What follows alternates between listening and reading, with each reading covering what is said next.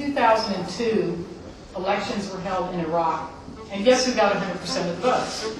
Saddam Hussein. Of course. No big surprise there.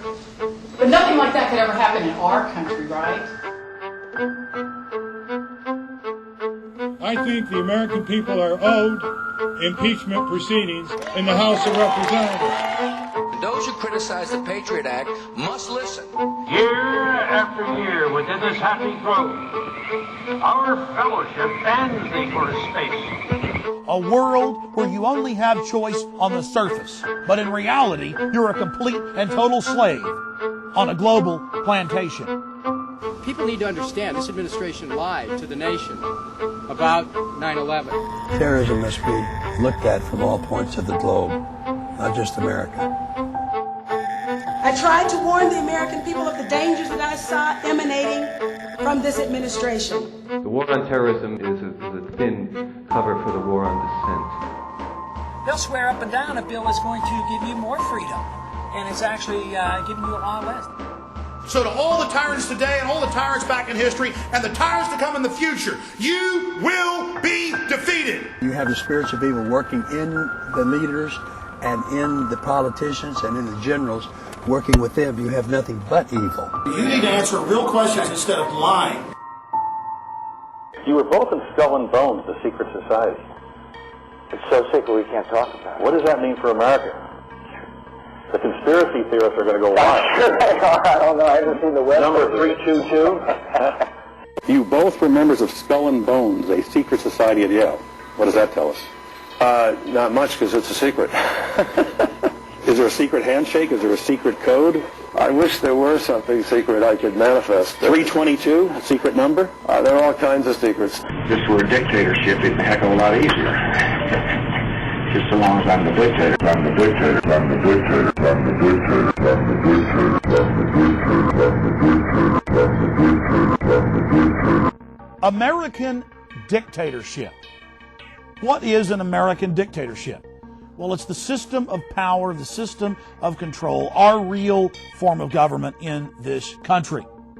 The American dictatorship is the powerful global corporations that own and control the military-industrial complex, giving you false choices so you think that you have a decision to make in the 2004 election. But either way, a blue blood from the East Coast wins.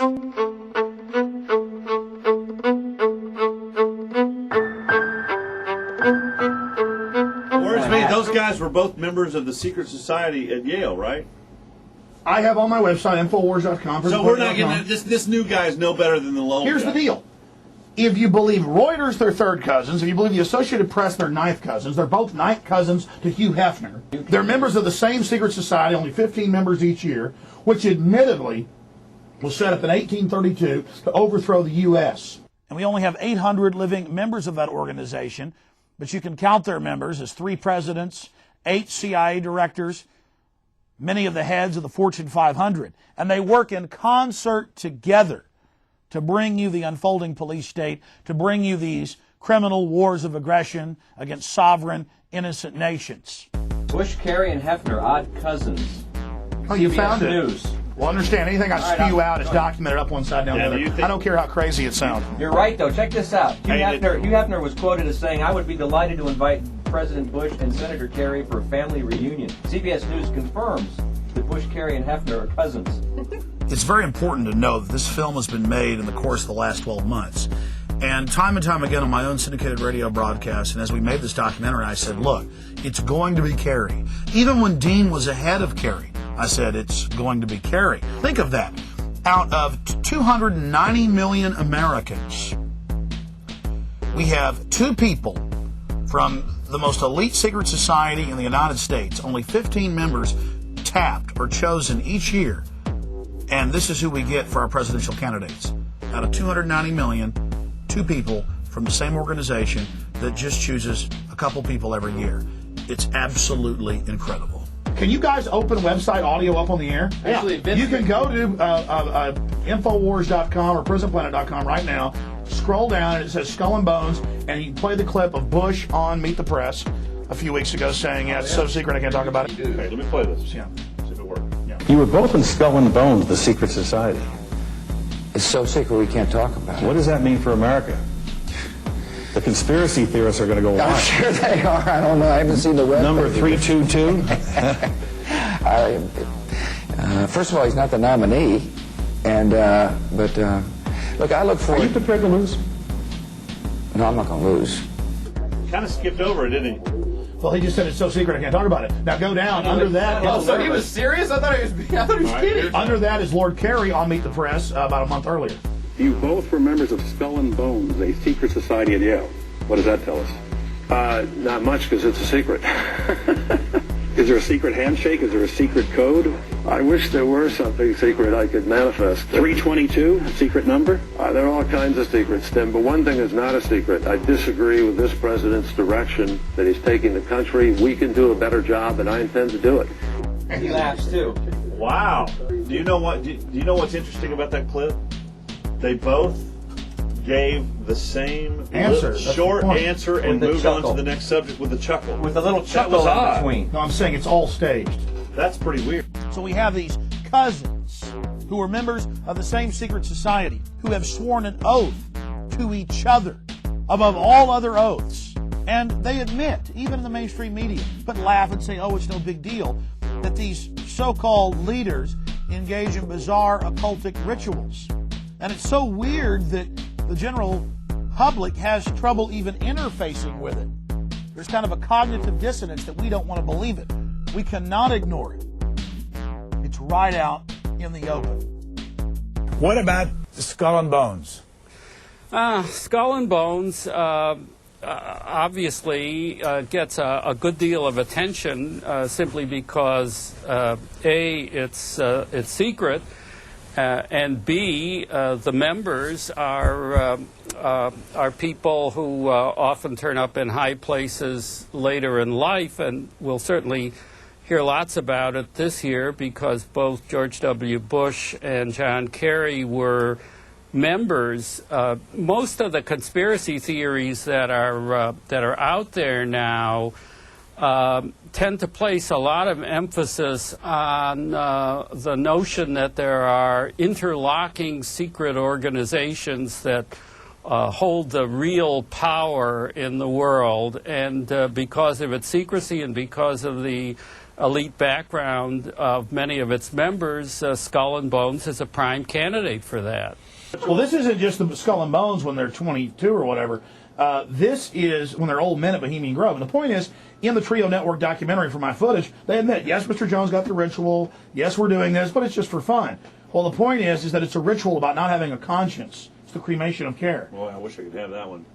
Alex Jones has been talking about this for quite a while. The Bohemian Grove, of course, is a privately owned redwood grove up in Sonoma County, north of San Francisco, where every summer there is a get-together of the wealthy and well-placed, all male, who get together for general cavorting, socializing, lectures, symposia, and so on, in an atmosphere that is completely removed from public scrutiny. Alex Jones and some others have suggested for a long time that there are all sorts of nefarious rituals that go on.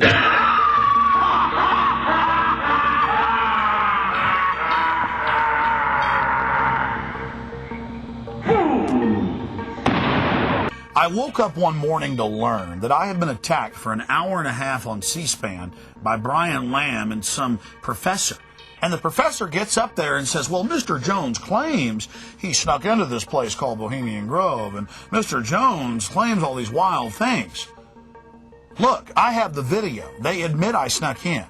It's been in the major newspapers on the West Coast, the San Francisco Chronicle, the newspaper there in Santa Rosa, the Press Democrat.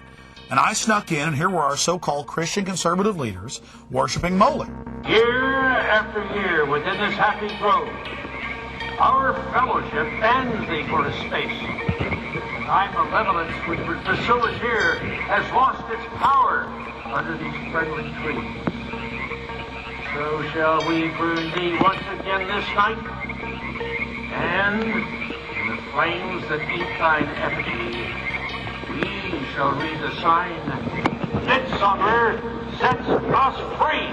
From the Skull and Bones Society at Yale, founded in 1832, to the Bohemian Grove, founded in 1872. And that path has led us back to Monterey and the Bohemian Grove in Northern California. Here we are, my friends, 3 years later.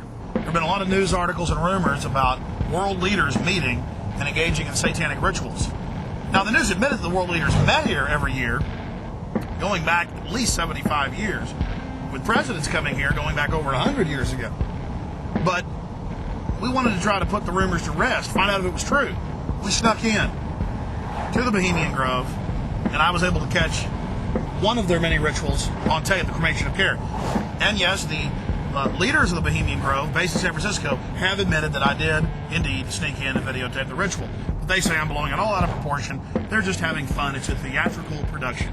Yes, our Christian conservative leaders meeting and engaging in an ancient Canaanite human sacrifice reenactment ritual. It's no big deal here in the Transylvanian-style woods of Northern California. The published annals of the Grove admit that the Manhattan Project developing the atom bomb was developed here. The Star Wars project in the late 1970s was hatched at one of the Grove encampments. And I was stunned in late 2004 to see 2 articles in the New York Times talking about the Bohemian Grove. Another article in the Wall Street Journal exposing Bohemian Grove but saying that it was no big deal. We pulled down the river. Our truck got stuck. We get out, we go down, talk to the fire department, they come down to pull us out. We just say, hey, what's the Bohemian Grove? They begin threatening us, telling us to turn the cameras off. Thanks a lot, buddy. So, Brian, do you work at the Bohemian Grove? Yeah. Well, we're not here for that. No, I was asking him about it because I heard about it. And then he says you work there. He's lying. He doesn't work there, sir. Well, he was telling me about it's like where the president goes and stuff. And so we were going to like talk to him, and then he's all over. Yeah, man, shut the camera off.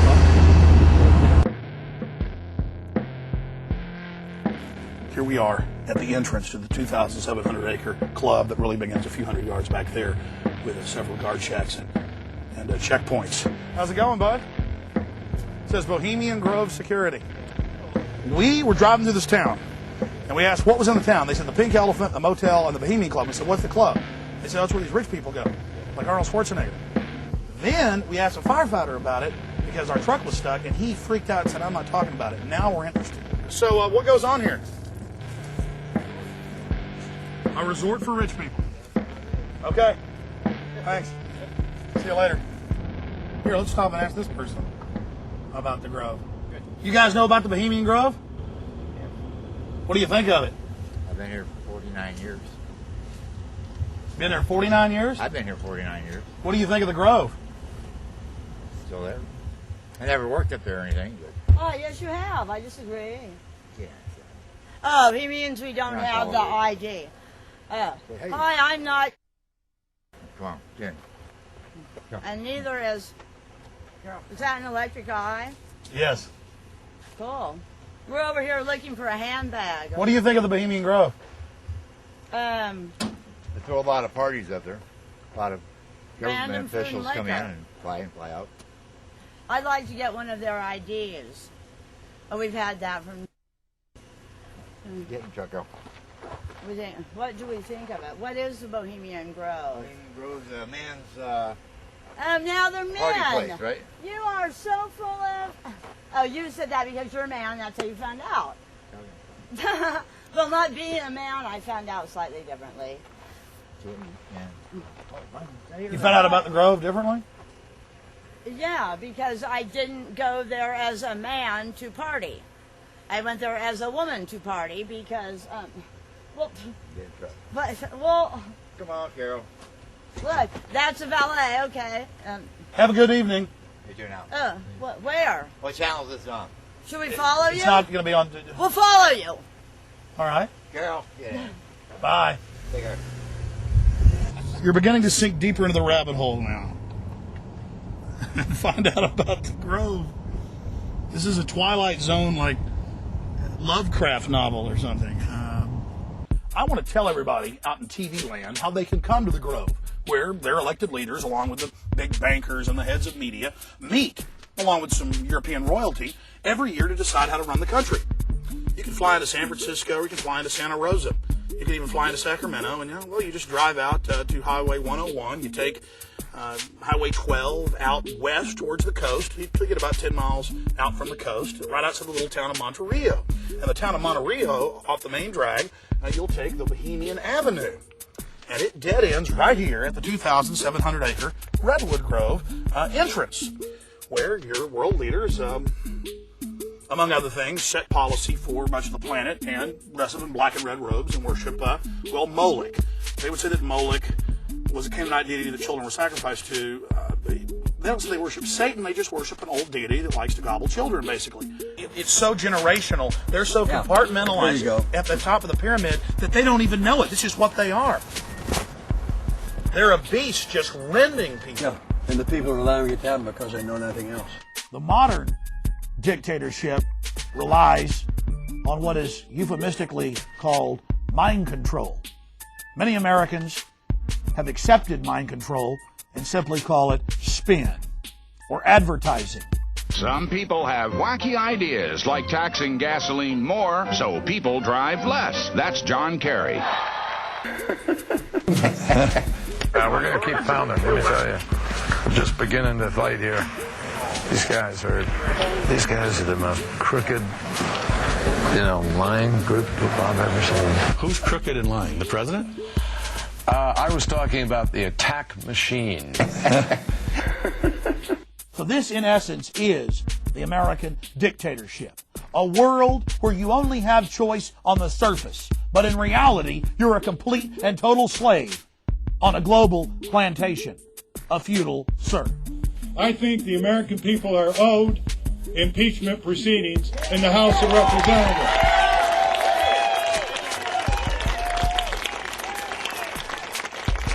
After all, the Congress ought to obey one provision of the U.S. Constitution that they are sworn to uphold.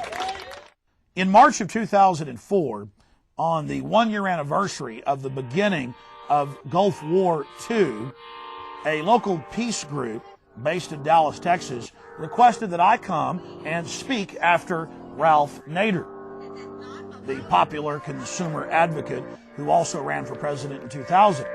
And I told him, look, I don't really support Ralph Nader. I think he'd obviously be better than George Bush or Al Gore. He could be a shill put in there to ensure that Lord Bush gets into office yet again. But I said that I doubt that because things are so obviously staged between the two literal kissing cousins, the two coffin mates from Skull and Bones, Kerry and Bush. But I said I'll be glad to go and give a speech about the New World Order and hopefully wake up people on the supposed left. Because when you really get down to it, the left and right are controlled by the same people. I don't see that as really an accurate reality when you truly investigate the facts. Members of both parties were in complicity. They surrendered their sacred constitutional authority and gave the authority to declare war under his timing and place and manner unconstitutionally to George W. Bush. Nobody was indicted. Nobody was prosecuted. You go out here in Texas and violate a traffic ordinance, and you get a more severe penalty than the egregious violation of your own constitutional rights by the Congress of the President of the United States. And there were about 800 people there. There was one peace group that had gotten time there at the city park in Crawford, Texas, right outside George Bush's Hollywood set, where he struts around acting like a cowboy and not a British royal blue blood from Kennebunkport, Maine. And we got there, and the people that had brought in Ralph Nader, the state coordinators, they wanted me to speak, and they had actually got the time for Ralph Nader at 5 p.m. But when it got time for me to go up and introduce Ralph Nader, the so-called peace group from Austin, Texas, was outraged, and the UT professor was outraged, and they began trying to keep me from speaking. And I nicely went ahead and gave them the microphone back, and then we had to have some of the local authorities explain to them that indeed Ralph Nader's group had invited me in to speak, and that indeed I was supposed to then go and introduce him. The military-industrial complex runs the red light cameras, the cameras in the schools, the private prisons. That's what it's all about. They are setting up a Nazi Germany-type system here domestically. And you know what? I want to thank the folks that put this together.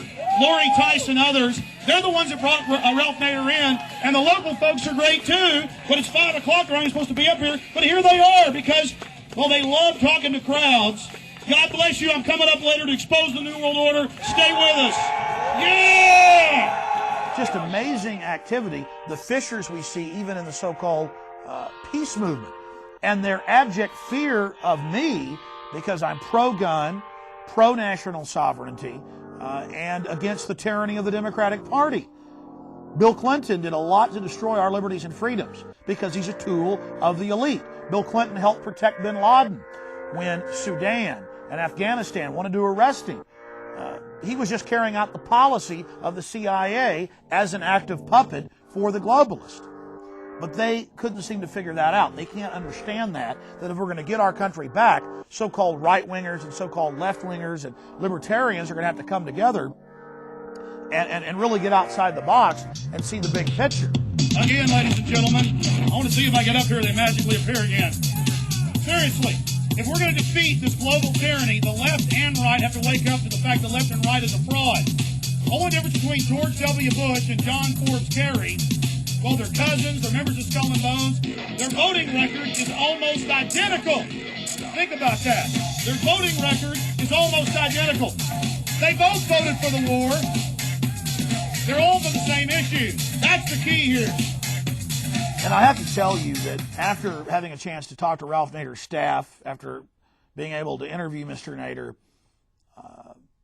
I do think that there is a well-founded suspicion by a lot of Democrats that Ralph Nader is acting, whether unconsciously or consciously, as an agent to throw the election to George W. Bush. The Democrats say anybody but Bush, whereas in reality, it really doesn't matter. Either way, they've got this election fixed. As we said, this is the American dictatorship where the elite gets their man, their puppet, their figurehead in the position of power. We were partially responsible, our government was partially responsible for Saddam Hussein, as we were supporting any so-called anti-communist dictator in the world. Along with the British, we helped entrench him as a dictator of Iraq in 1979. We equipped him with arms. We gave him foreign assistance and credits.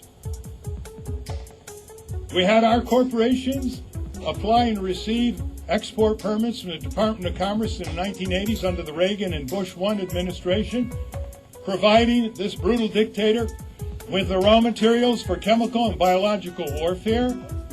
In 1983, Donald Rumsfeld, special envoy, visited Saddam Hussein when these materials were being used and didn't say anything. He was our dictator after all, wasn't he? He was our dictator. The U.S. government has overthrown over 50 dictators since World War II without invading them. They're experts at overthrowing not our dictators, the other side's dictators. It's interesting just to speculate. Why in the world, knowing that he's a tottering dictator with disloyal troops ready to run at a moment's notice and surrounded by enemies, why in the world didn't the U.S. government under George W. Bush merely overthrow him instead of invade Iraq? There's a 3-letter word for that, folks. Oil! Oil. What did we see in the last election between Albert Gore and George W. Bush in 2000? We saw two different rival factions inside the New World Order fighting for control, fighting for the management position of CEO of the New World Order, of Slavery Incorporated. It's clear that Al Gore did win the popular vote. It's not clear if that popular vote was actually his or if Democratic operatives had stuffed ballot boxes and manipulated votes at the local level to the point of him winning by a narrow margin. But what is clear is that George W. Bush and different members of the constabulary in Florida and other states did steal the election, did block recounts, did disregard numbers that showed that Al Gore had indeed won the election. And then when that was in question, the Supreme Court, 7 of the 9 members appointed by Republicans, then returned the favor and appointed George Walker Bush as President of the United States.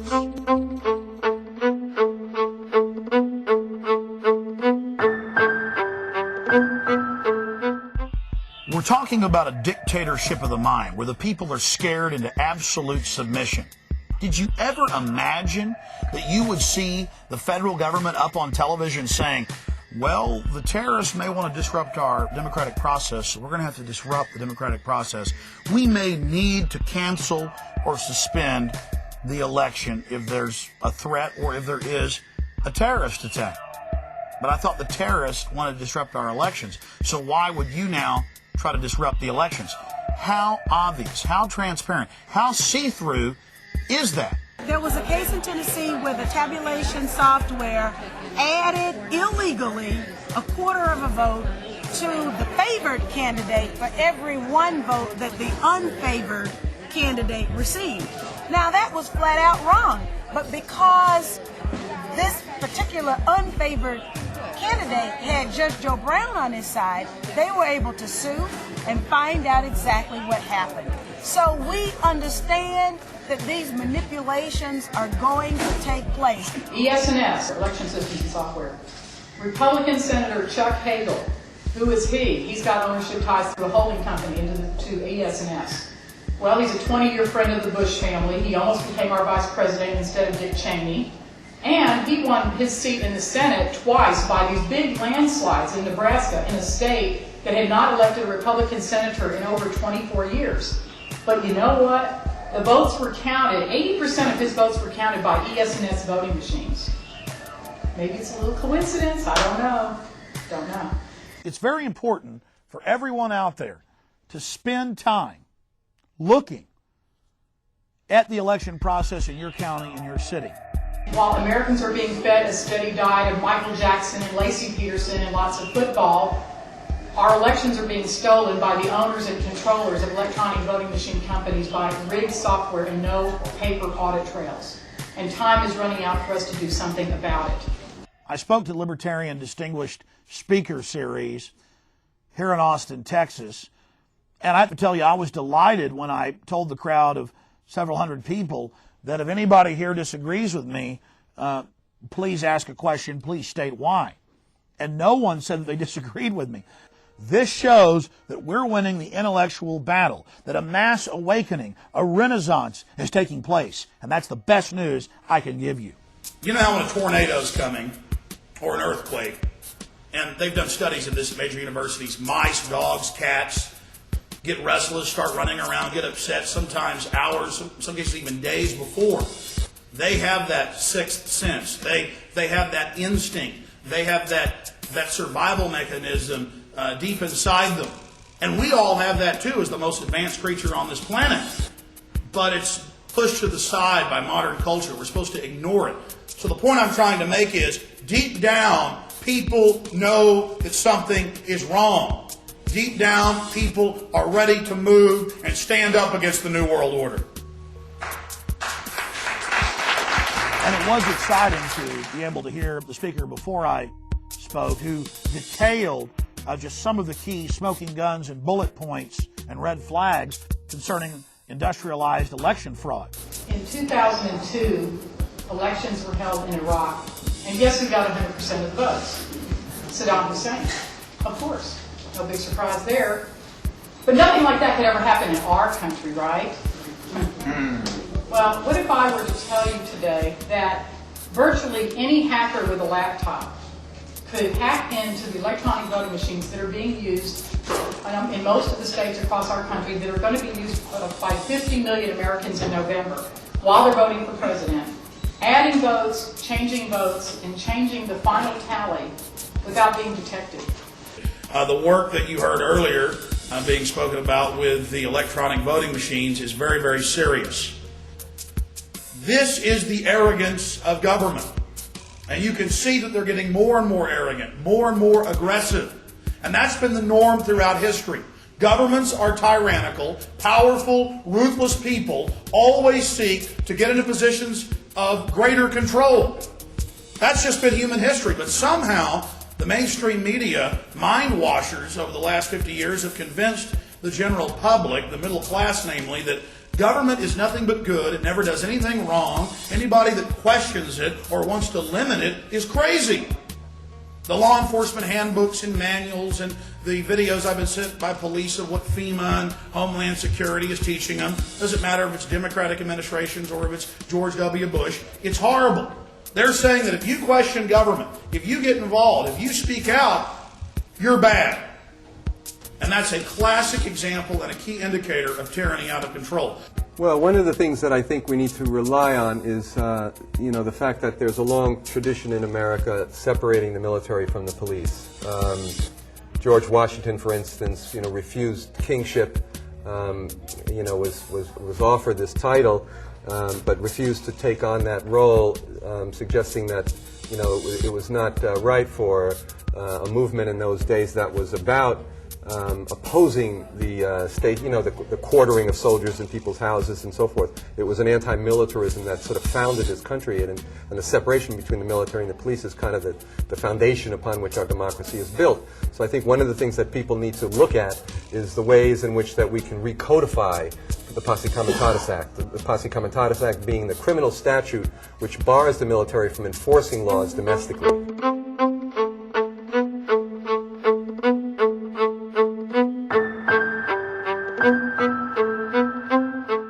Austin, Texas is known as the live music capital of the world.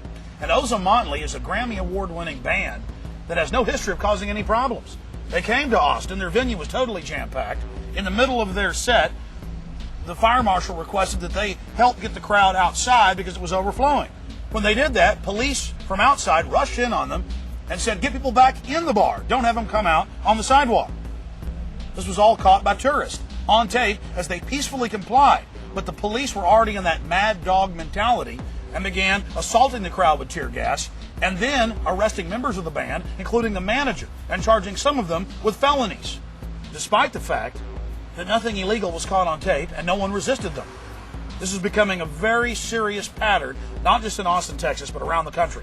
I went to Cuba, for like 10 days. And this is supposed to be a dictatorship, truly, uncut, and I was walking around pretty drunk on Cuban rum, and a Cuban police officer totally treated me with like a respect and a help that I would have never gotten in LA. So what you're saying is, as Americans, and I've experienced this, we think we're free. But we go to foreign countries that are supposedly dictatorships, and they're freer than we are. And the police treat you with more respect than we get here in this country. Well, I don't know if necessarily freer would be the actual thing. I think it's more of just how police are viewed and how they're trained and how they actually work in that particular society or in that particular country and culture.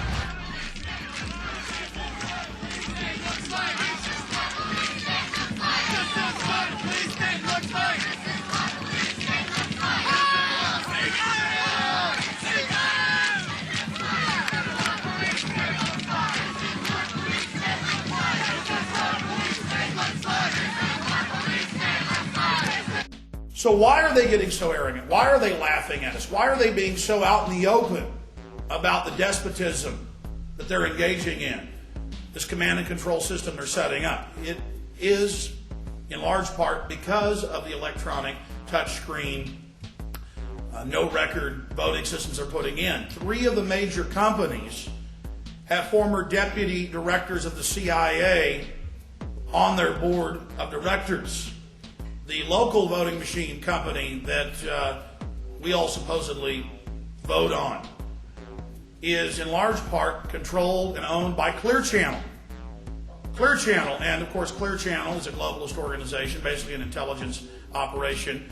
And we have Clear Channel, Mr. Mays' son-in-law, just married to his daughter, is Michael McCall, and he's the guy who's married to the daughter. They're the biggest campaign contributors to him in the new District 10 runoff race that's coming up. No Democrats running against him. Think about that. He's married to the daughter.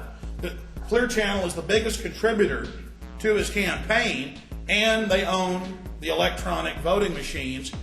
And the county clerk, David Dubois, tells us there's going to be no paper ballot. You're not going to have a record. There's going to be no receipt of it. And why would you don't trust us, she says? Well, no, you just got caught in 1998 double counting ballot boxes, falsifying signatures, and breaking safety seals. But the state board looked at it and said it was all a complete accident. And that was with the old system where they had to feed the paper ballots in, then it went into an electronic spreadsheet, and that too could be manipulated. But now with these new systems, there's just no record at all. Just another quick update for you in the course of making this documentary. We talked about Michael McCall running for a new special created 10th district here in Central Texas. And then magically, despite the facts saying that he would lose according to polls, he magically won, just like Senator Hagel, who owned the voting machine company, and he ran as an underdog way behind the polls, and he magically won too. So you're wondering why government's getting more and more arrogant? They own the voting machines. Out of the 5 big voting machine companies, 3 of them are headed by former CIA deputy directors or directors. One of the other big ones is run by the former head of the National Security Agency, or the NSA. And then again, others are owned by people like Clear Channel. So I think that answers the question for you. But they know that you can't handle the horror of this. Then we've got the League of Women Voters, a supposed political watchdog group running all over the country trying to block a good Republican's bill, Congressman Rush Holt's bill, to demand a paper record of the electronic voting machines. They're blocking that, saying, no, we don't want any record of how you vote. Don't be a conspiracy theorist. You're bad if you want a record. We send advisors and monitors all over the planet to these third world countries, these tin-horn dictatorships, to monitor their elections. And we demand a paper trail. But here, hey, don't be paranoid. We just don't want you to have that record. Better think about that. Why is it that you believe what Alex Jones tells you? Because he makes a lot of sense. There are just too many coincidences about the whole situation. I watch a lot of history. I watch a lot of PBS.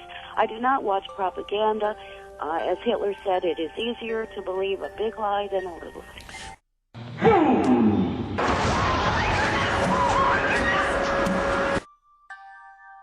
A lot of you have already instinctively known that something was wrong on 9/11.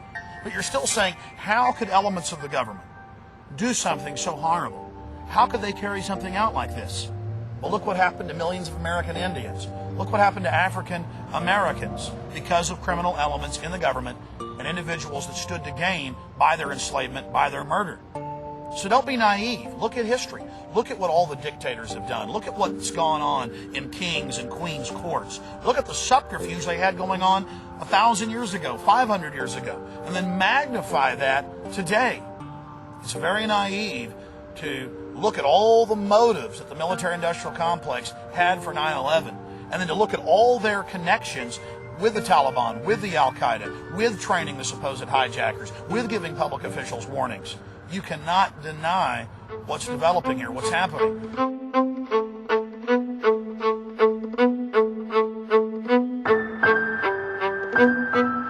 You see, they know that people are on to the fact that 9/11 is a cover-up, that there was prior knowledge, and yes, even government involvement and founding of groups like Al-Qaeda. And so they put on this big WWF wrestling spectacle, this staged event, much like the election. Many of the members, business partners with the Bushes, business partners with the Bin Ladens.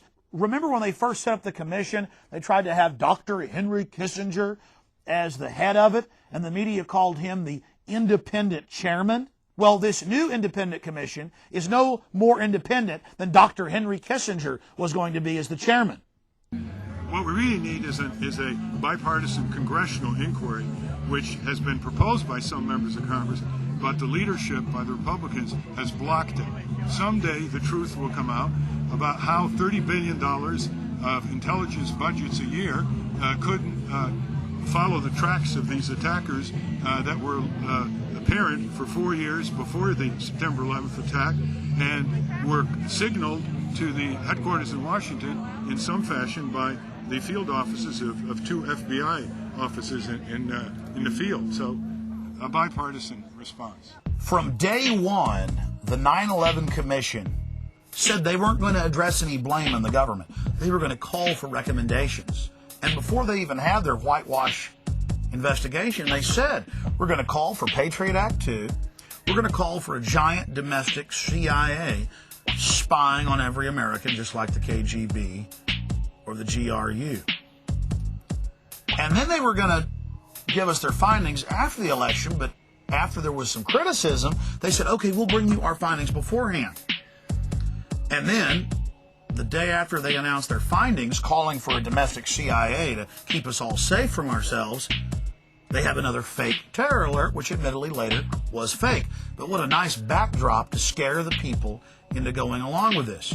The 9/11 Commission, we can make a whole film about this. The whole thing is a fraud. And I read their final report. I went through the whole thing, and it would take an encyclopedia to counter all the lies and misrepresentations that are in it. I would just challenge everybody to understand that any commission appointed by those being investigated is not independent.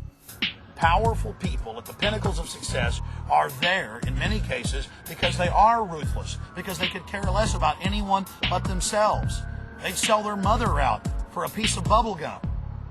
And again, history has shown that. Wait a minute, you saying G.W. Bush? George Bush engineered the attacks on the World Trade Center. Well, the people that guy says subliminal. He's a front man. I'm saying the brand Nigeria is an important continent. Look, George Bush is the red coating on the Coca-Cola can. He's the brand front. But back at the factory, the guys at the factory, the New World Order top of his game. That's the A game right there. Do you know what W199I is? That's your locker combination. W1. You better. It's deadly serious. You better know what W199I is. Okay. All right. Here we go. Get it. Okay. 2 months before September 11th, George Bush signed it, ordering all FBI and defense intel officers they would be arrested under national security violation if they stopped the Al-Qaeda terror rings in Chicago, Florida, New York, and New Jersey. The deputy head of the FBI. Why would he Let me give you the facts and you go check it out for yourself. Anyways, Deputy FBI Director John O'Neill quit, released the document, and was dead on September 11th. Okay? And the document's out there. I had David Shippers on, General Parton, all these people. It was he died on September 11th. Yeah, he died on the 24th floor of the World Trade Center. Okay. He had just been hired. He was on the trade. He had just been hired by the owners of the Trade Center right after quitting. He thought it was a great deal. He didn't see the full scope.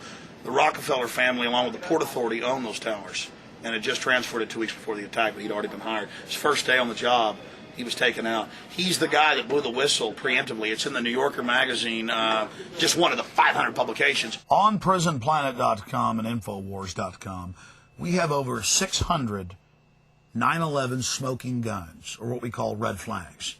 Each one of these issues is enough to bring down the official story surrounding 9/11. Bottom line, their official story or fable is impossible, has been disproven at hundreds of levels. And they never respond once they've been proved to be liars. They just simply try to change their story. I got news for you. The world is round. You can put me in prison for saying it's round. But I'm telling you, buddy, one day everybody's going to know it's round. And the world isn't the center of the universe either. The world is round. The world. I'm here to tell you they want to kill you and your family. They're putting cancer viruses in the vaccines. These mothers have created every monster you can imagine. And I do this because I believe in this country. And I believe in humanity and our power to create something. That's right. And I'm fighting total dehumanization. And everything I told you is deadly serious. That's the A game. Look, he's smiling right afterwards. It's true, man. That's the A game, bitch. With that. Gary, Sir. world history, tyranny, tyrants. How do we deal with the general public not even being aware of the fact that power corrupts and absolute power corrupts absolutely? I mean, people before us, our founding fathers knew you got to restrict government, you got to restrict control over our lives because bad men will get control of those mechanisms. The government's just a tool, but you don't want to build the tool, the device that can enslave and destroy. Do you have any comments to that? Yeah, through history, through the beginning of time, we've been learning that power is the ultimate achievement. no matter how the power comes, no matter how you use it. If you're in power, no matter how it is, negative, positive, indifferent, stoic, nothing. But if you feel you have power, and whatever way you use that feeling to give you the power you have, whether it be tyranny, wars, I mean, the greatest oxymoron of them all is holy war, which is not in God's plan. The poor people in the Middle East, the Islams and the Muslims, and the Arabs and the Taliban, the Afghanistans, the Pakistanis, Iraq, Iran, Syria, Turkey, Israel, Palestinians, they all have a purpose on this earth, but they're not using the purpose God gave them to use. They're using the fear that they have by not using God's purpose. Traveling around the United States, do you see the mentality, the militarization of police intensifying? Do you see it getting worse, or is the vibe getting worse? Well, yeah, I would say so. Definitely. Even since September 11, I just think overall, all authority has stepped it up a notch. Douglas MacArthur, another general who cannot be accused of being soft. He said in 1957 to the American people, beware of your government exaggerating foreign threats in order to expand military budgets. We're talking about $3 trillion in oil in Afghanistan, $4 trillion in Iraq, hundreds of billions of dollars in weapons sales and occupation cost. And Dick Cheney hasn't even allowed bids to be taken. Halliburton and Bechtel and a handful of other corporations that put Bush in office have made all the profits. Our sitting vice president taking a paycheck. I can't even believe I'm saying this. Taking a paycheck from the American people while at the very same time taking one from a corporation that gets billions and billions of dollars in no bid sole source contracts should make us all outraged, and the vice president should blush. But these people don't blush because in the end, they know they can get away with it. It's about setting the precedent to mobilize the people behind this global war for what PNAC, the president's own organization, says is a war for global domination and setting up a domestic police state, getting rid of posse comitatus, putting troops on the streets, getting Patriot Act 1 passed, trying to pass Patriot Act 2. Okay, type in Project for New American Century. That's where Dick Cheney, 2 years before Bush got elected, said we need terror attacks to scare the people into submission so we can get the oil. Saddam's not a threat. It's all about using that as a military base. Type in Operation Northwoods. It's on my website, but you'll go to Library of Congress. The official U.S. government plan to carry out 9/11. It is declassified. ABC News, Baltimore Sun. Official U.S. government plan to carry out 9/11. Mayor Willie Brown of San Francisco getting a call from the White House, being told the night of September 10th not to fly to New York that morning. And then Condoleezza Rice and all the rest of them get up there on TV with the kingpin, Richard Armitage, and Colin Liar Powell, and tell you they never had any prior knowledge. They're a pack of liars. And they're getting power out of these attacks that they helped engineer with their business partner, Osama bin Laden. Don't worry, his stage capture is coming up. Some people think that the response to 9/11, to that act of war that was committed against us, to the people who tried to decapitate us on that day and shut down our financial system, that the response to that ought to be limited war. We'll win in Afghanistan, we'll kill bin Laden, and we'll return to defensive position. This president believes that it's a broad war, that you not only have to deal with Afghanistan, but you've got to deal with the circumstances in the Middle East that have created Al-Qaeda, created the ideologies of hatred that are driving them, that you've got to have a peaceful and stable Iraq as a linchpin of a different kind of Middle East. People need to understand this administration lied to the nation about 9/11. They lied about Iraq in 9/11.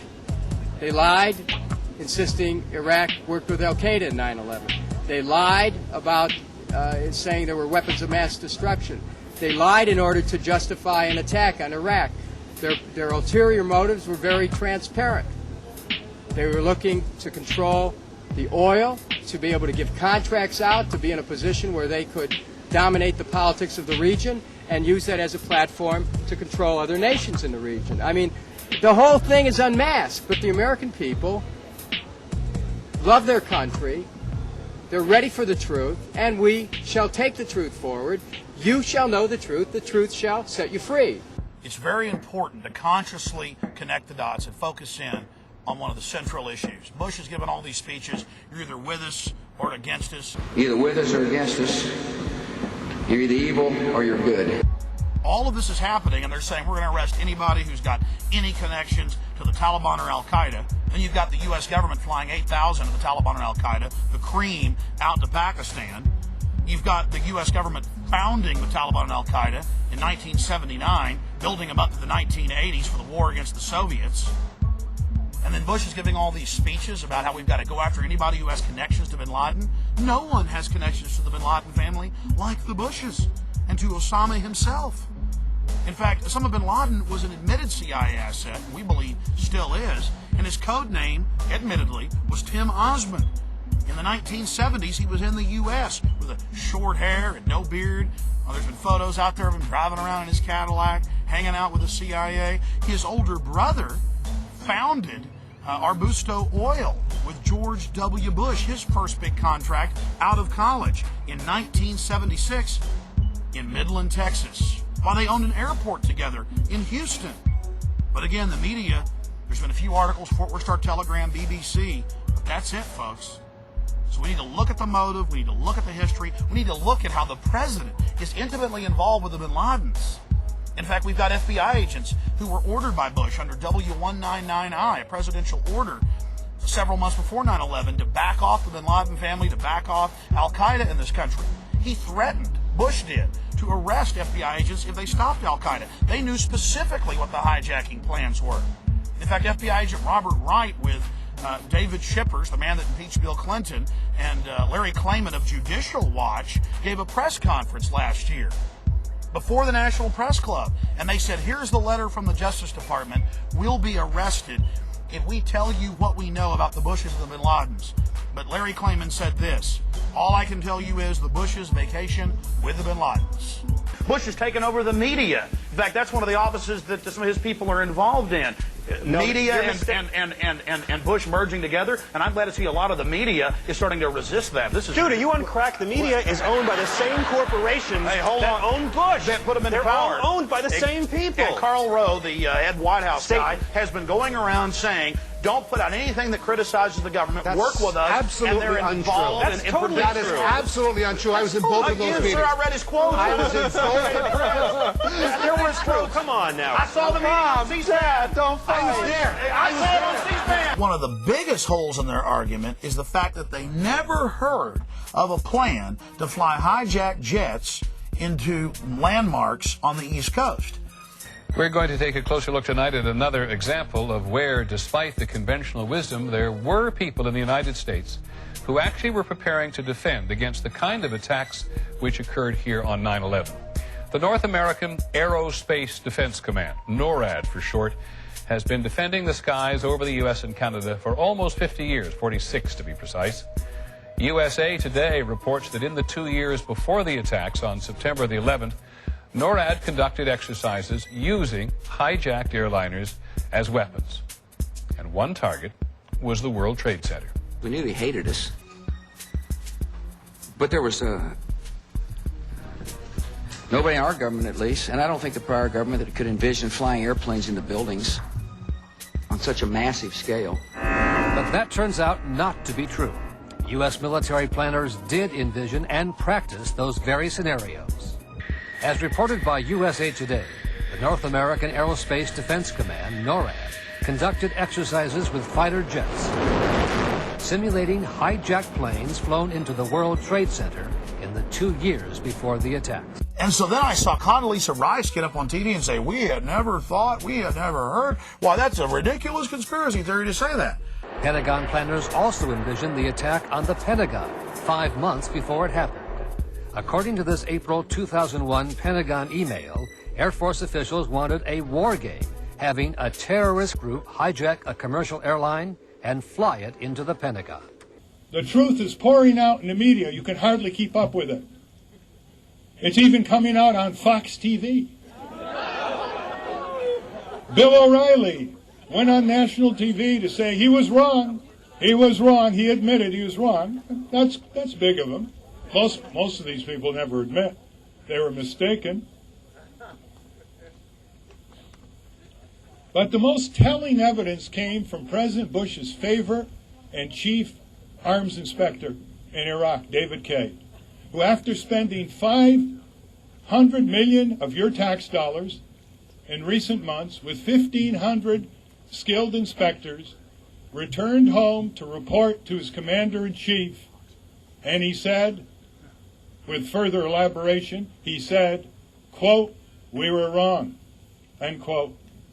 We were wrong. I remember candidate George W. Bush saying that actions should have consequences, that actions should involve responsibility. We never engage in a rush to judgment. We study things over time. And I said that I wasn't sure about Ralph Nader in earlier segments of this film, but now I'm even more sure, my friends, that he's a tool to give us the illusion of choice. Not only is one of his former top lawyers and campaign managers a Skull and Bones member, but now we learn that Mr. Nader's book was published by Fox Television, and he's been all over Fox promoting it. Now, again, I'm not saying that, this is some plan to get Bush elected, because we know that Nader takes votes away from Kerry, but it's just an added level of this Byzantine, Machiavellian subterfuge that we should all be conscious of. Mr. Nader, who are you really working for? The war on terrorism, particularly in its homeland defense manifestation, is a thin cover for the war on dissent.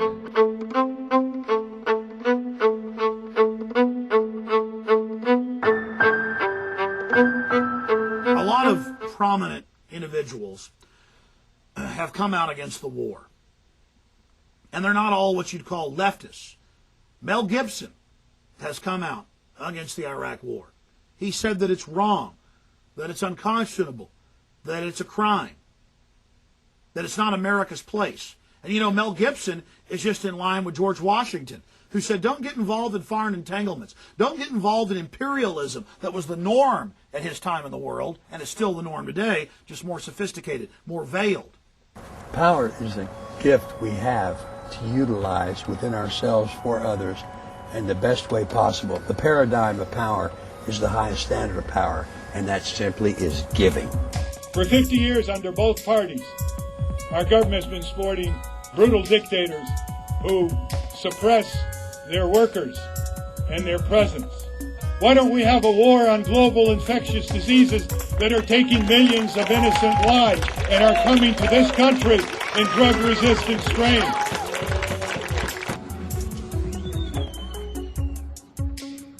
This is what it's all about, coming out here against tyranny, not as liberals or conservatives, but just as human beings that love freedom and are standing up against the establishment and saying, we are not your slaves! Throughout history, there's different types of power, and there's powerful people that are powerful because they do good things, and they do it for the right reasons. Why is it, though, really dark, evil, wicked people who are sadistic and enjoy doing bad things to populations, enjoy mutating populations spiritually, physically, financially, why do those type of individuals normally get into power, and then once they have power, no one's challenging them, they increase the murder, the slaughter? How do we stop? Well, number one, why do we see that happen, or do you agree? And then number two, how do we stop that?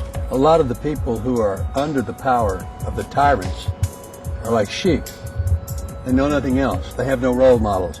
This is from generation to generation to generation, and they come with generational curses. And they come from the spirits of evil, and there's 14 of them that are listed in the Bible. And when you have these spirits of evil working with you, within you, around you, and you have the spirits of evil working in the leaders and in the politicians and in the generals working with them, you have nothing but evil. Nothing but evil. And the most endangered species is dedicated leaders. I mean, good leaders. I mean, dedicated leaders in the right way, in the good way. You have to limit government power and the intrusiveness of government and take away the need for the money that they come after us for. We're seeing a lot of lying by the Attorney General. Comments about the new Victory Act, Patriot Act 2, and the lying. Well, you know, I pointed out in my speech just a little while ago that he had a beautiful quote when he was a senator. I mean, they flip-flop and they deceive. I don't think he would admit that he was doing any lying, but he now serves a different master. He serves the administration, and if they say this is what you're going to do, he goes along with it. So it's just total inconsistency. That's why we need people in government that are willing to stand up for their beliefs and explain what they believe in, and they shouldn't be allowed to stay there, you know, if they flip-flop and just do whatever they feel like doing. George W. smirks, Dick Cheney sneers, Rumsfeld jokes, Powell blusters, Rice lies, Enron and WorldCom steal, DynCorp vaccinates, Halliburton feeds and feeds and feeds and feeds. Americans hurt, and in Iraq, Americans die. Our national leaders insult our allies, create more foes, reward their friends, increase our insecurity through their own policies, and plunge the American people into the deepest economic abyss of a generation. Stealing an election in Florida on the uncounted Chads, representing the legitimate hopes and aspirations of blacks and Latino Floridians. Even the Democrats failed to pursue a remedy that would permanently secure the voting rights of people of color in Florida and around our country. Congresswoman Cynthia McKinney, who was targeted by her own party as well as the Republicans, was routed out of her popular congressional seat covering Atlanta, Georgia. And when she found out about the United Nations and DynCorp kidnapping hundreds of thousands of women and children and being found guilty in court of doing it, she went public. When she found out about the Bushes and the Bin Ladens and prior knowledge of 9/11, she went public and said, we should have an investigation. When Cynthia McKinney found out about election fraud nationwide being run by elements of the U.S. government, she went public. And she's a real congresswoman. She's the type of person we need. I tried to warn the American people of the dangers that I saw emanating from this administration. For that, a known black female Republican was advised to run against me in the Democratic primary. Republicans fed her campaign coffers, and then 48,000 of them crossed over and voted for her. Just think about it. Katherine Harris, who participated in the illegal disfranchisement of innocent black and Latino voters, was rewarded with a congressional seat, and I was taken out of one. So if you're a real Republican who has populist constitutional views, you're targeted. If you're a real Democrat who has real constitutional values and cares about the people, like Cynthia McKinney, you're targeted, you're attacked for getting out of the controlled paradigm. And I'm telling you, the controlled paradigm is the insane worldview. We see ludicrous leaders like Tom DeLay, Trent Lott, Ward Connolly, and now Arnold Schwarzenegger parade across the stage adorned with the ornaments of power, while thoughtful leaders are shunned or targeted or cruelly maligned. But there was a time when that truly wasn't so. When our leaders challenged the best in us and encouraged us to shun war and invest in justice and peace. And Cynthia McKinney has been an ardent supporter of the Bill of Rights and has really spoken out against these modern tyrannies. So we have to commend her. This is absolute gold right here. Excuse me, y'all got The incredible height. off of property. This is private property. Okay, where's your property? 15 feet from the foundation. So you guys done blowing the economy out? Now you're just guarding a little money laundering scam? That's Enron, CIA money laundering. And they don't even want you to videotape their little Enron logo. Can you believe it? The exercise of power. And once our constitutional rights are gone, they'll have these guys dressed up in black uniforms busting through your door, telling you you're wrong after they're done destroying the entire stock market. That's how the scam's going to work here in the new third world country that is America. See, the media, CNN, all of them told you, invest in Enron, it's the biggest thing, it's the best thing, when really it was a Ponzi scheme. They were consolidating.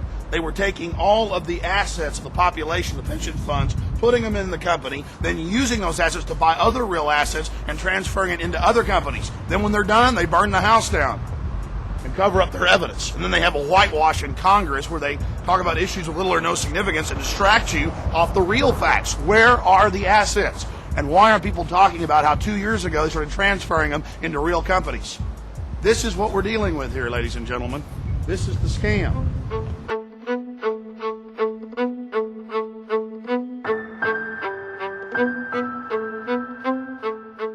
Now let's interview this gentleman. He'll probably know more about Enron than the average corporate executive. And I'm serious when I say that. What exactly do you think's really going on with Enron? You can tell me.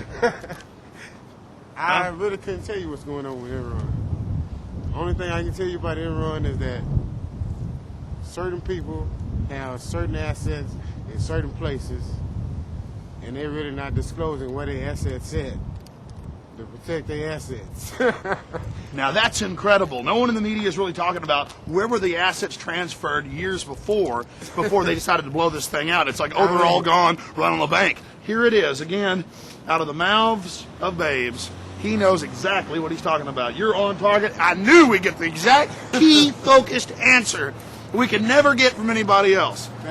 You got to find the actual employees that was really working here to find out where the target is.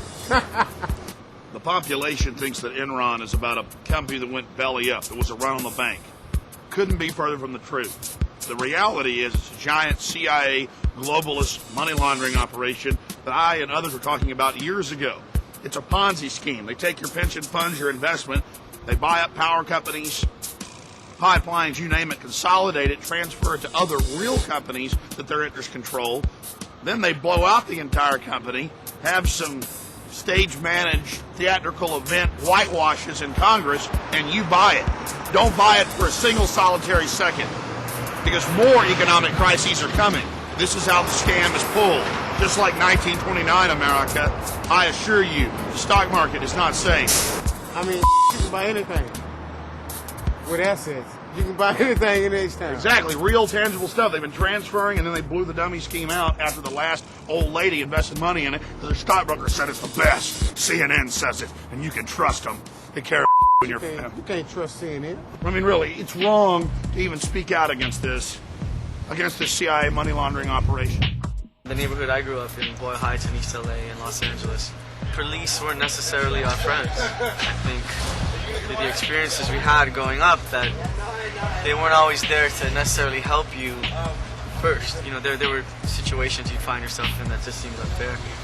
I think that, it has a lot to do with money and the perception that gives people. As people with money are less likely to be aggressive physically than poor people. And I think that stereotype is kind of carried out in a lot of the way. Well, I would add to that, though, because I've interviewed a lot of police.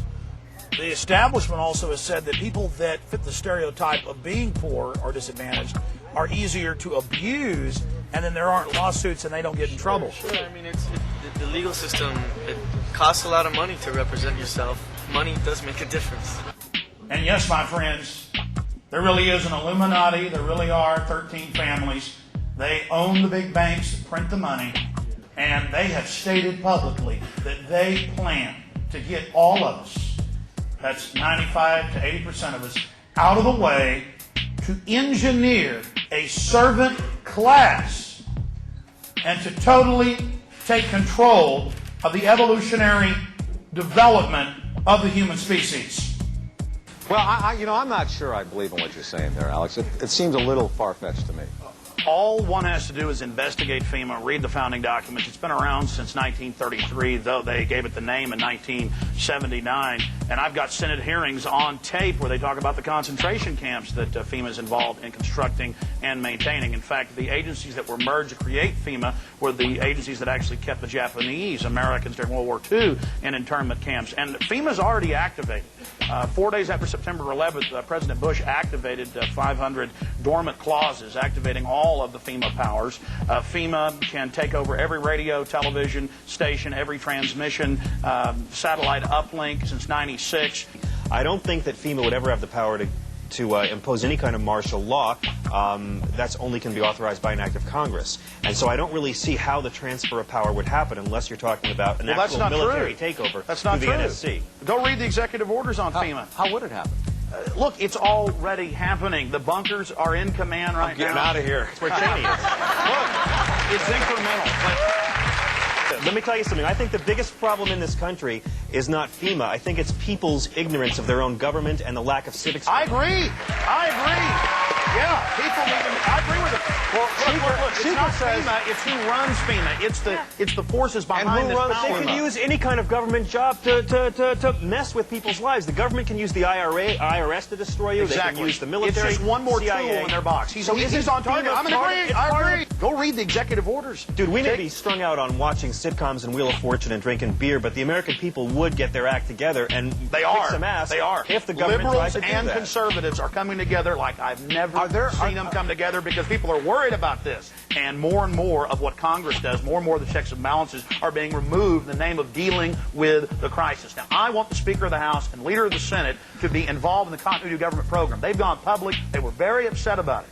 But we got a problem here when the Speaker of the House, a Republican, and the Leader of the Senate, a Democrat, are both. We keep talking about like how FEMA is going to take over the government and stuff. I'm just wondering exactly how will they do that? You haven't quite explained that yet.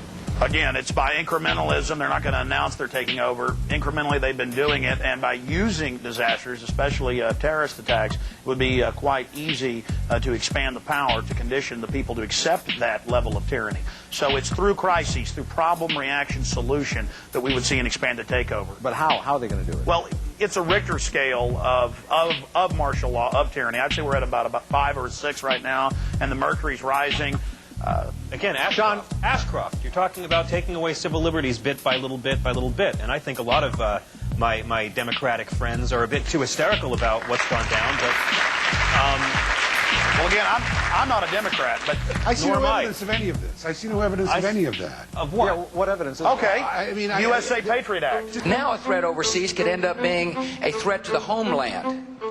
And in order to protect the homeland, these good people have got to be able to share information. Those who criticize the Patriot Act must listen to those folks on the front line of defending America.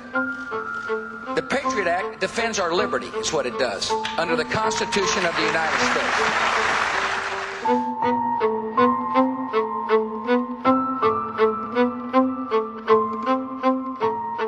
They'll swear up and down a bill is going to give you more freedom, and it's actually giving you a lot less. They'll have a bill that's supposed to give you more privacy, and what they're doing is they're turning over your information to the government.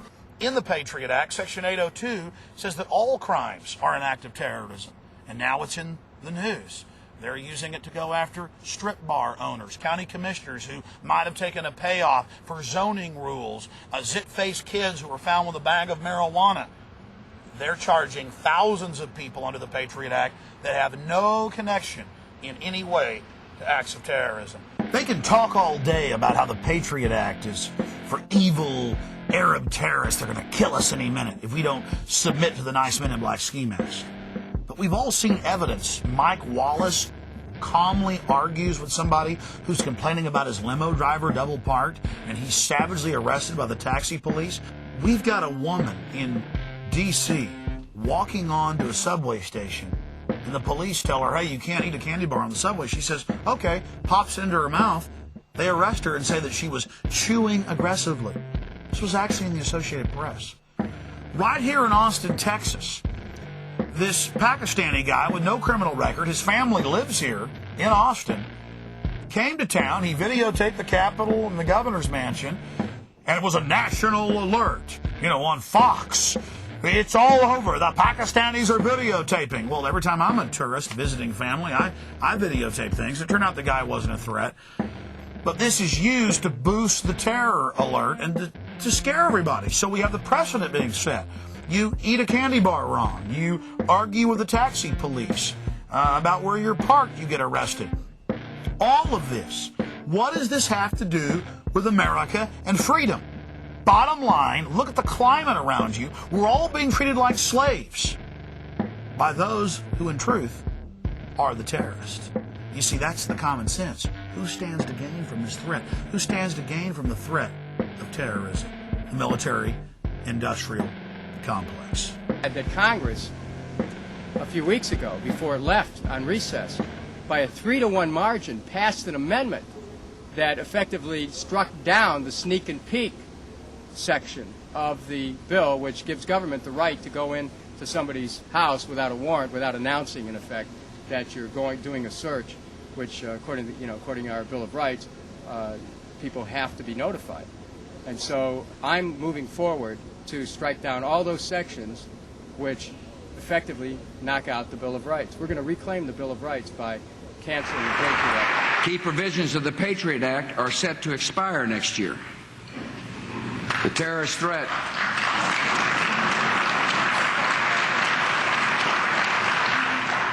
Let me tell you something. These people have said, Rand Corporation and others have said, the entire economy will be prisons, police in black ski masks, a Nazi Germany-like nightmare. It makes the hair on the back of my neck stand up to talk about it, to read what's in Patriot Act 1 and 2, to see what Homeland Security does, Victory Act 1 and 2. We have got to get the word out now. We have got to warn everybody, because this military-industrial complex and their PNAC and their NORTHCOM plans state that they will carry out the terror, that they will engineer the crises so that they can offer their solution. Will it take another terrorist attack to get Victory Act and Patriot Act 2 passed? That's a heck of a question to have to answer, but they'll be ready. If there is another attack, they're going to be ready.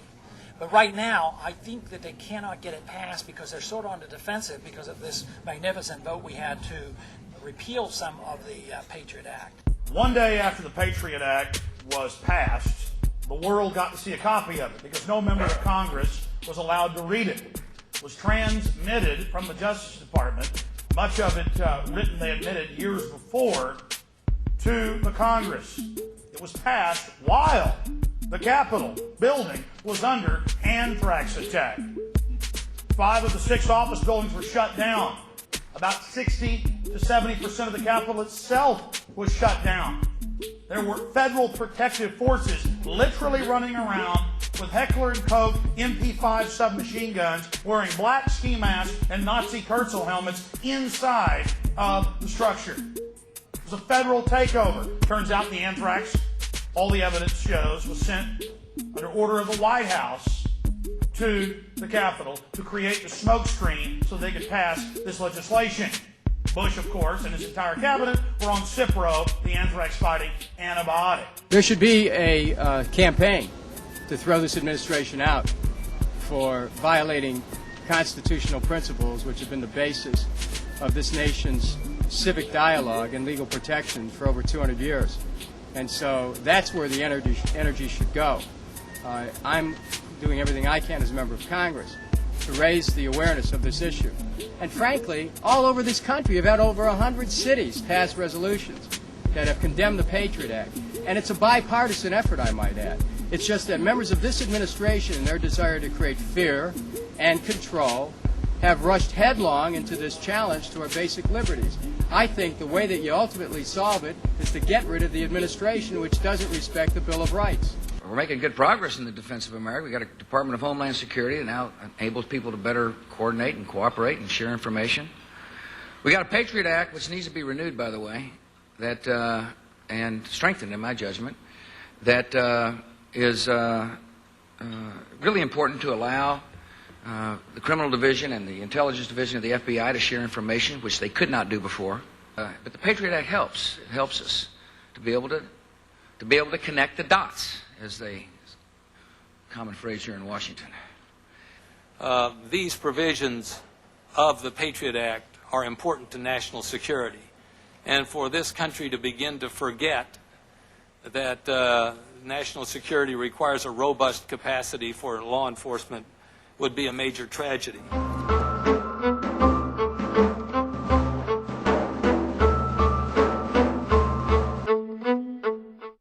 The good good news is that right in my hometown of Austin, Texas, we just threw out the Patriot Act. It's over 400 cities. It's over 400 cities. It's not 170. It's not 250. It's over 400 cities and towns. Just to clear up any confusion, we have shot this film over the last, well, actually year plus. And so you'll hear us talk about 100 cities, 150, 300 cities. The news is usually 4 or 5 months behind, but the latest news reports are reporting 300 plus cities have thrown out the Patriot Act in their towns, and 4 states.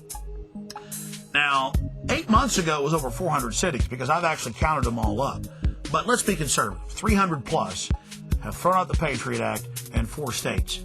And that's very, very exciting because all we're saying is, hey, America isn't America if we don't have these basic liberties. And that's why you should throw out the Patriot Act and reaffirm the Bill of Rights in your town. Alex Jones and several folks have tried or will be donating time to Mr. Jones, but our rules are they have to be present to do so. Sean Lausen. Is Sean Lausen here? Eliza Giles? Eliza? Mayor, I had about 20 that we can... Denise Keeper Lausen. Carlos Tame. Okay, Carlos. Okay. How about Mark Wallace? Well, so far that's only 6 of the 5 people that attempted, Mr. Jones, to give you 3 minutes. Only 2 are here, so you have 6 additional minutes. I'll give you 9, well, unless somebody else... Mayor, I go outside and get people. I think folks kind of got... Are you signed up to speak? What's your name? Trevor Holly. Okay, I need one more person. What's your name, ma'am?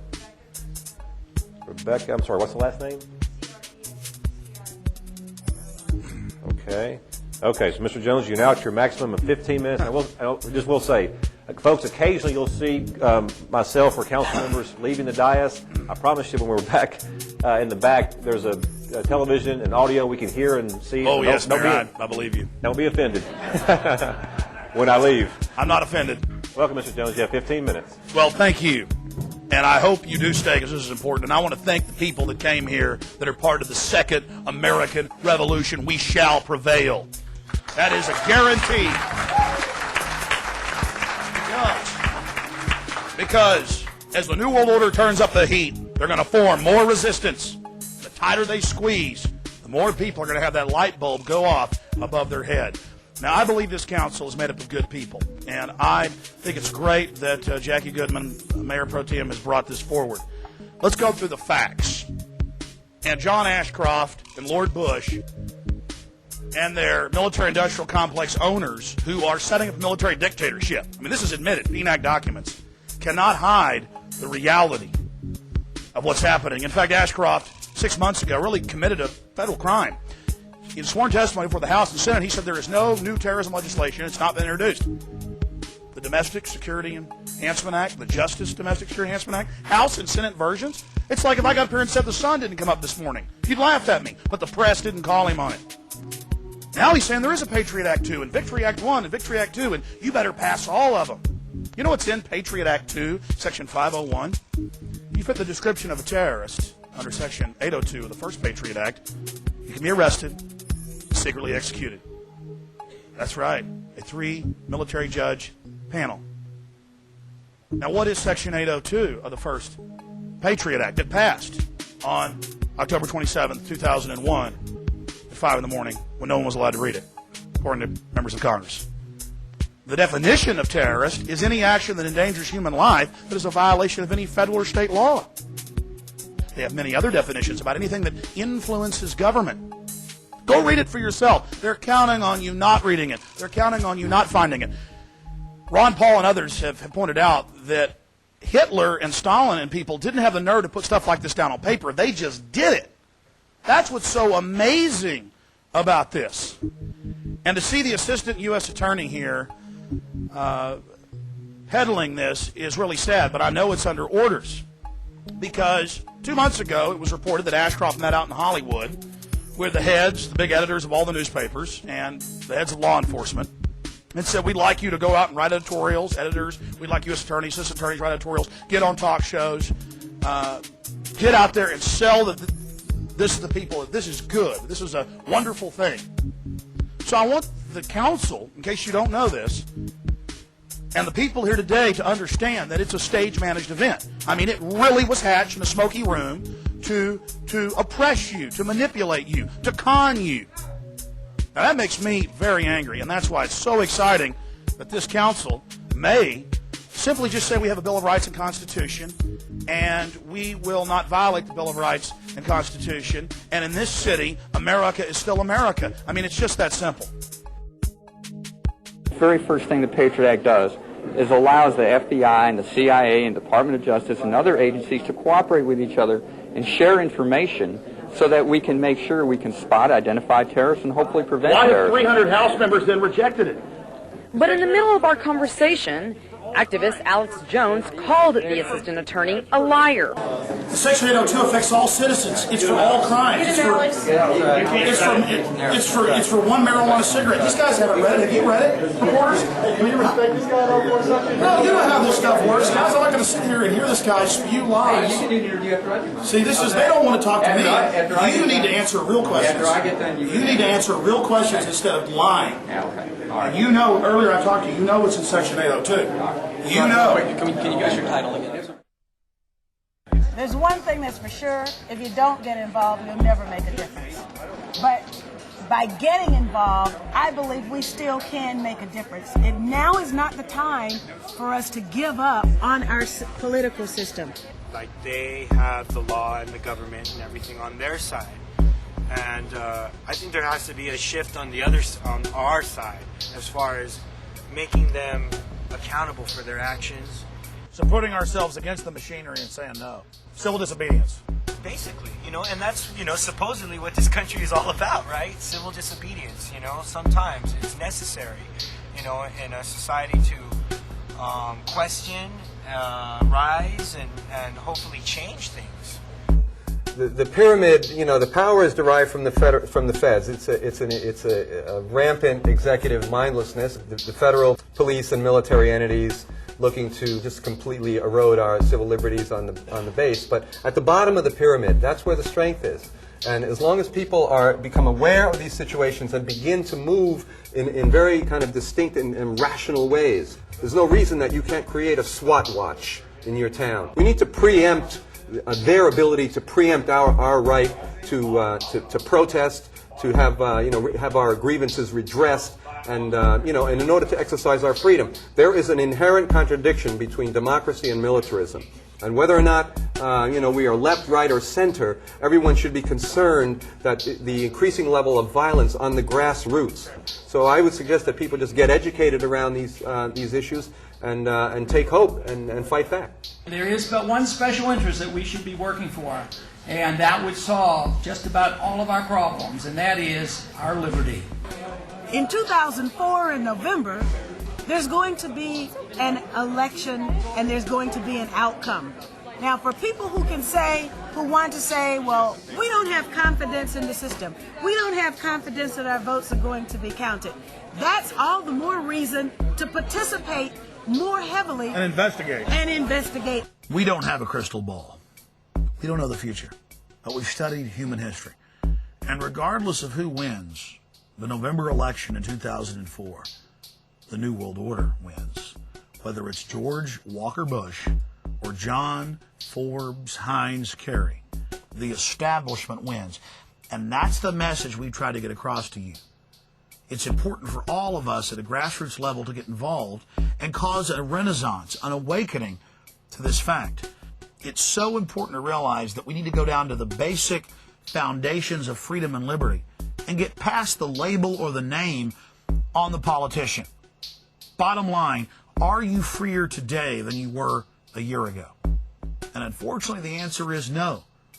We don't know who's going to win this election, but we do know they all serve the New World Order and need to be resisted. So stop letting them use this tag team, fake professional wrestling theater on you and wake up to the real world. Break on through to the other side. You're free, and freedom is beautiful. And, it'll take time to restore chaos and order, order out of chaos, but we will.